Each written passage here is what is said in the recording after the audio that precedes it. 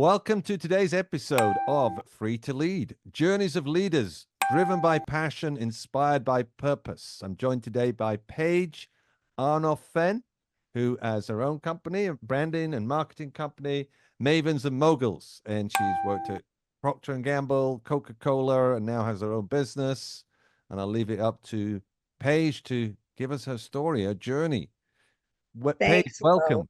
Yeah. Thank you so much for having me. I'm excited to chat with you today. Yes, me too. Tell us your background, your backstory, and how you got to be running your own business today, and what that business actually does. So I joke that I'm the accidental entrepreneur. I had no intention of starting a company. If you had met me when I was in college or in graduate school getting my MBA, I really wanted to be like a Fortune 500 CEO, like Meg Whitman or these women that run these huge organizations. That's the path I thought I was going to be on. Yep. And like you said, I started my career at Procter Gamble, Coca-Cola, these big global companies that manage world-class brands. Yeah. And that's what I thought I would be doing with the rest of my life. But when the internet started to take off in the 90s, I left my big, cushy corporate job at Coke and I joined a startup no one had ever heard of before out in Los Angeles. And it was so much fun. It was like a wild ride. And in about a year and a half, we had gone public. We were sold to Yahoo. It was really very exciting and fun for someone who had been in a big corporate hierarchy for many years. Yeah. And then my husband and I moved to Boston, and I did two more startups as the head of marketing, and both of them had good exits as well. Mm. So I was hooked. I thought, I don't know that I could go back and work at a big, stodgy company again. It was so much Right. fun working for these kind of young companies, lots of energy, things happened really fast. And with the internet, you got immediate feedback. You could tell right away if something was working or not working, and you could just switch gears and pivot very quickly. And it was just Yep. very exciting. Mm. Then 9/11 happened and things came to a screeching halt. Marketing was the first thing that everybody cut out of their budget because the stock market was going crazy and companies were worried they would never be able to raise money again. All the marketing jobs disappeared. And I had just come off of three successful companies, so I didn't have to work, but I was still young. I was in my early 30s Yeah. and I still had a lot of energy to keep going. So because the three companies that I had worked for were all venture capital backed startups, I had a lot of great relationships on the West Coast and on the East Coast with people that invested in these small businesses. Yeah. And so people called me and came out of the woodwork and said, "We need your help. We have these companies that need marketing, but we fired the marketing department and but we've got a product coming out or we have a trade show coming up and we need new packaging and we need new material. Can you help me?" Mm. And my first instinct was I really don't know what to do because I've never been a consultant before. I've always been the client. Mm. And my husband said, "But wait a minute, Paige, you've been doing this job for decades. You know exactly what to do. You have all the right contacts. I think you should help them." He said, "There's a big red flashing sign in front of you. These people need your help. Call your friends, send them an invoice, and help these people." So I thought it was good advice, and I pretty much followed what my husband said. I called a bunch of people that I had worked with earlier in my career Mm. at P&G, at Coke, at the early startups. Everybody had just been laid off because of the economy after 9/11. I had people, I had projects, and I put them together. And I called the women the marketing mavens and the guys the marketing moguls for short. I called them Mavens and Moguls. And we were up and running. I had a college friend who wanted to learn how to program and build websites. So I told her, "Let me be the guinea pig. You can help me build my first website for my new company." And Yep. she did the programming and I wrote the copy. And we had clients and I had people to do the work. And that was 23 years ago. And I've never looked back. Great. You can hear your passion. I Yeah. love it. I love what Yeah. I do. It's great working for yourself and building something from scratch. It's very gratifying, very fulfilling. Brilliant. Great. And if you look at that journey, you did have what was it, 2008 and then 9/11. If you look back, what was one of your real challenges that you really learned something from? Oh my Like goodness. you- I've learned a lot at Yeah. every twist and turn. Like you said, we started at a very critical time in the world. Here in the US, 9/11 was a real crossroads. And yeah, 2008, 9, 10, that was the Great Recession, with COVID, all the ups and downs. And in a strange way, I would say my company today is more relevant than it was 23 years ago when I started, because we've been able to pivot. And I feel like with each one of the economic setbacks, we just get stronger because the world has moved away from the big corporate models. You have to be scrappy. And we've always been virtual. We were never a brick and mortar business. And so Yeah. now it's funny, Harvard Business School wrote two cases on my company about 3 years after I started it as being a new model of success, because companies outsourced maybe their accounting or their bookkeeping or maybe human resources, but nobody really outsourced marketing. They would hire an agency, but Yeah. not in the same way that we were structured. And now people share everything, their houses, their cars, their sporting equipment, their clothes. I feel like the world has conspired to make me look like a visionary. And that what really wasn't my intention, but it's great that we have been able to ride that wave of the sharing economy. But back to your question about mistakes, oh my God, I feel like I've made every one in the book. Yep. I think the early mistakes, when you start, I started with about half a dozen, 10 people that I had worked with previously and gotten Yep. to know.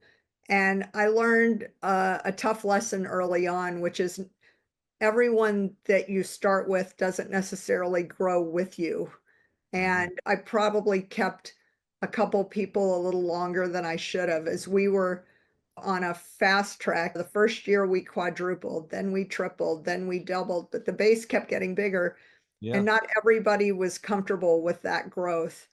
And my bias is always to be loyal and give people the benefit of the doubt. But there were people that just weren't going to be part of our future. And I think it took me a little longer than it should have to shake hands and part ways and keep raising the bar so Yes. that the culture of the company was always very innovative and that we were stretching and learning. And not everybody's comfortable with that level of growth. And again, I think with all these pivots in the economy and as we grew, we get we've gotten a lot stronger and better with each one, but it's hard to admit that not everybody's going to grow with you and not all the clients are the best clients for you. I had to shake hands and part ways with an early client that really was not we were not aligned in our core values, and I realized those are not the kind of clients I wanted to grow my business with. And when Right. it's your company, the buck stops with you, and sometimes you have to shake hands and part ways with clients too, and that ended up being a great decision, but it was Yeah. tough at the time. Oh yeah. Yeah. Yeah. Yeah. Yeah. It sounds people can give advice. People say you need to do this, you need to do that, but actually, when you learn it for yourself, you discover it, then you really got it, right? You're like, ah, Those are lessons you never forget. yeah, very good. And what would you say your biggest lesson was? So those are great, right? But if you look back, what's is anyone particular, maybe with one particular person or like that just stands out? I think you can't compromise on your core values. I think you have to know what you're good at, what your strengths are, where you need help. And if people, whether they're colleagues or clients, are not aligned with the real core of what you are and what you want to be, Yeah. I don't think you can negotiate on that. I think sometimes ultimately it needs to be authentically you to work. And I think if you're not true to your core, Yeah. you're going to know it, your team's going to know it, Yeah. the market's going to know it. And I think the best brands and the best companies are the ones that are authentic to their core. Great. Yeah, very great. So you mentioned that I coach mostly business owners and entrepreneurs, and they don't have articulated their core values necessarily. Many do, but a lot just don't. They just got into business, they're doing what they're doing, and having that conversation to create what are you up to? The title of this podcast is Driven by Passion, Inspired by Purpose. But those two can be very powerfully connected if you're clear about where you're going, you're clear about your vision and your purpose, right? Then you're full of passion because you know you're aligned. So when you talk about core values, can you say what yours are? Is it articulated or you just know for you it's this? Having worked for very structured big businesses, Right. you go through a formal process, you have mantras or things that are framed on the walls in the conference rooms. It's not that way when it's your virtual business. But I think just being consistent with my own personal strengths and the culture that I've tried to build in my organization. For me personally, I have an insatiable curiosity about things, how things work, why things work. And it's just really important to me to experiment and learn and grow. So having that growth mindset, I want to surround myself with people who are intensely curious, who always want to experiment and learn and grow Mm, so that we can create new things together. I don't want to be held back. I don't want people just to live in their comfort zone. I want to be with people who are smart and funny and yeah. great to work with. Yeah. It's a lot to ask. The bar is really high, but I feel like that's where the magic occurs. That's when the really creative breakthroughs happen. Yeah. And that's the world that I'm trying to build in my little corner that attracts both colleagues and clients who value that experience.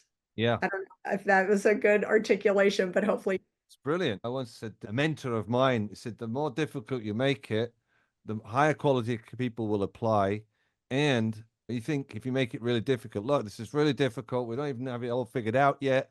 And we need someone who's here who's just not going to quit. They're going to go no matter what. And it's going to be tough. And it's you'd be surprised. People are more attracted to that than the comfy package. And you're going to end up with this. And then you'll retire with this much. And da, da, da, da. That's boring. People want it's on my turn. If I put the time in, if I put the effort in, we can do it. And it's not necessarily guaranteed because life isn't. But you want an adventure.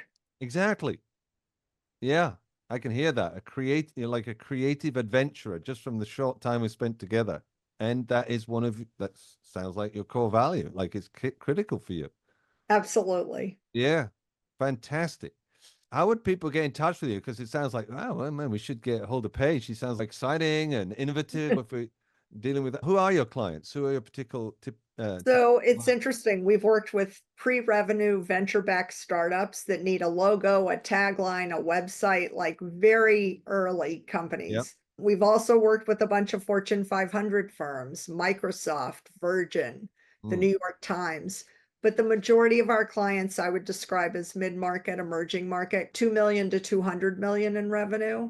That's probably two-thirds of our business. But we have nonprofit clients. I say we're industry agnostic. We work with anyone that values great marketing. We want to help companies that want to use marketing to make a difference in their category in the world. yeah. And we try to work with people no matter what size they are, no matter they don't need a multi-million dollar budget to work with us. When I worked Right. at Coke and P&G, we spent tons of money doing advertising, marketing, all the different tools in the toolkit. My clients have to be a lot more scrappy, a lot more resourceful. They're using a lot of guerrilla marketing techniques, online marketing, but I don't want that to stop them from getting world-class marketing talent and advice. So if they want to find us, the two best things are the website, mavensandmoguls.com, and I'm also on LinkedIn. I have a hyphenated last name, but Yeah. on LinkedIn it's all smushed together, no hyphen. And Wow. with my company, there's an ampersand in the middle.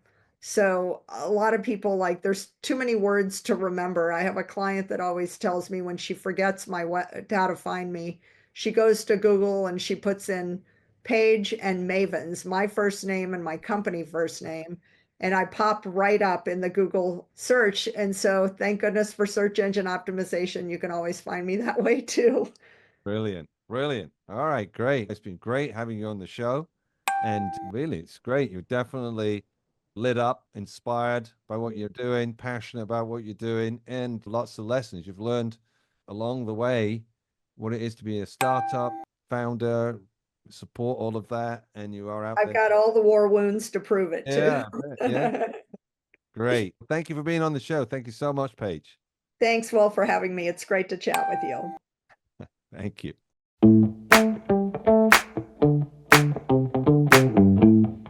Will Steele here. Thanks so much for listening to the Free to Lead podcast, Journeys of Leaders, driven by passion, inspired by purpose. If you're a successful leader and you're driven by passion and you're inspired by your purpose and you'd love to be a guest on the show, we'd love to have you. Just visit podcast.willsteele.com. That's podcast.willsteele.com. Will Steele is spelled Willsteel, all one word. If you got something out of today's interview and you'd love to share it on your social media, we'd love you to do that. You can take a screenshot on your phone, you can text it to a friend or post it on your socials.